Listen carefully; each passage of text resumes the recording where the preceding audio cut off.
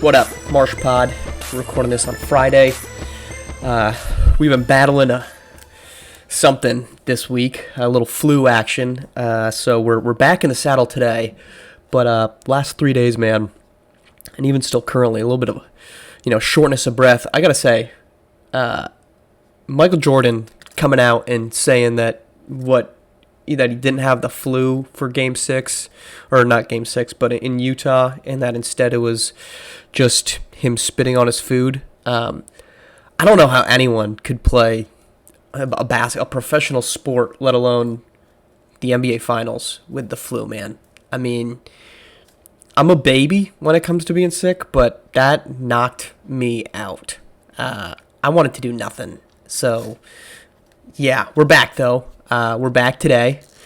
And, a lot of things went on this week.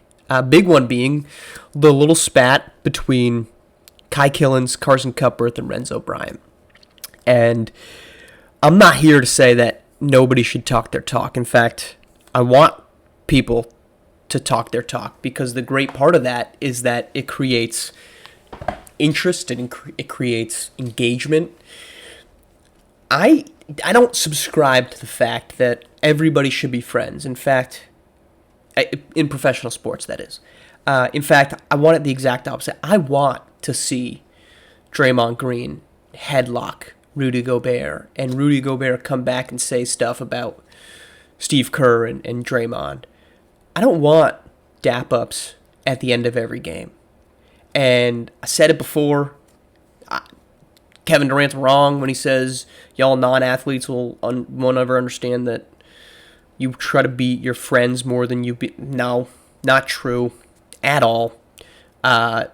First off, as I said before, that a non-athlete, just because you don't play in the NBA doesn't make you an athlete.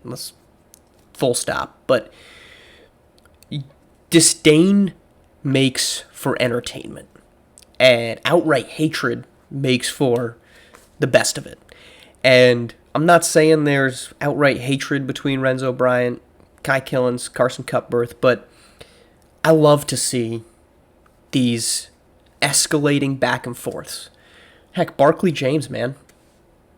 Not saying I miss the guy, but there wasn't a dude that guy wasn't really willing to fight with. I mean, I'm pretty sure Barkley would have fought with, his own mother, but that's not even a hot take because he fought with his own brother. I mean, this guy was the pinnacle of engaging content. There was nothing better than peak Barkley James, left unattended behind the keyboard. But I love to see this, because as these players move along in their basketball careers, whether that ends at SimWorld U, whether that extends to the SWBA, all of this makes for cannon fodder into the future rivalries. Rivalries can be built in many number of ways, right? You look at Charles Barkley and Michael Jordan. That was once a very positive relationship that turned sour. I think most of that was after the career, so not quite as lovely. But when you sit there, look at Peyton Manning and Tom Brady, right? That's more of a professional rivalry, but that was still a game you got up for. I don't think football, at least quarterbacks, don't tend to have that type of rivalry so much. But when you can build seasons upon seasons from the amateur level all the way up to professional, it's going to make the content all the better. So I'm here. I'm here for Renzo Bryant talking his talk. I'm here for Kai Killens basically recapping everything that everybody knew before he says a not-so-hot take. I'm here for Carson Cupworth jumping in on that. Bring more of that. But if I'm being honest, and no one should take my advice on anything, but sometimes this lack of access to these dudes is not good for them, right? They're out here talking this talk in a manner, and this is not a SimWorld specific, this is a social media realm. We just never had these type of outlet opportunities before, right? Where A player could speak his mind, positive, negative, or in between, at any point in time, and somebody could respond at any point in time.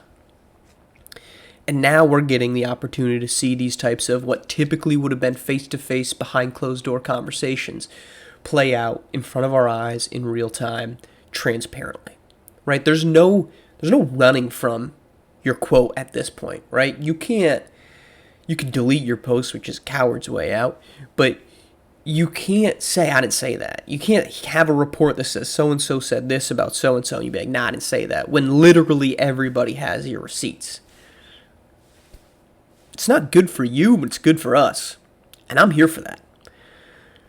It's a dangerous game, though, these kids are walking, right? Because when you have so much uninterrupted access to spit your facts, quote unquote, to speak your mind, you're going to get some things wrong.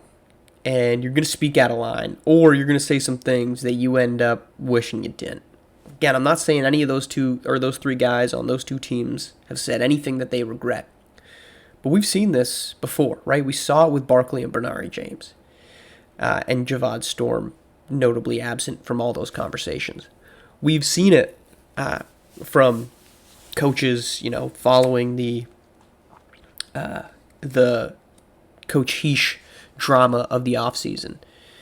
People speak their minds, and we haven't even had a press conference, and we're getting the true thoughts of people, and I love it. So, as we see these players continue to do this, it's fascinating how many think they're going to be 100% right. Because in any argument, if you two feel two very different ways about one specific thing, inevitably somebody's going to be wrong. And what I'm curious about is, how do these people respond after the fact? How do they respond when they're wrong? And I really hope that they just double down on it. I really do. Because that's engaging. That's content, man. That's what you see in leaked scripts, quote unquote, right? So keep talking, man. Keep speaking your mind. Keep saying the things that you probably shouldn't, but you're going to anyway because somebody baited you into it. I don't want to hold you back. I don't think anyone should hold you back. Clearly the coaches, the number of times that we've seen the same coaches say the same, hey man, don't speak in the media, yet the players still speak in the media. Clearly these dudes ain't listening to anybody. So why are we even trying to stop them? Why are we even trying to give advice? I say, speak. Let us know what you think. What's the worst that's going to happen? Well, for you, could be pretty bad. For us, could be pretty good. All right, thanks for tuning in. We're back on Monday. Little pre-Thanksgiving pod. And then, the season is, 2 weeks away? Holy moly. Let's do it. Talk to you on Monday.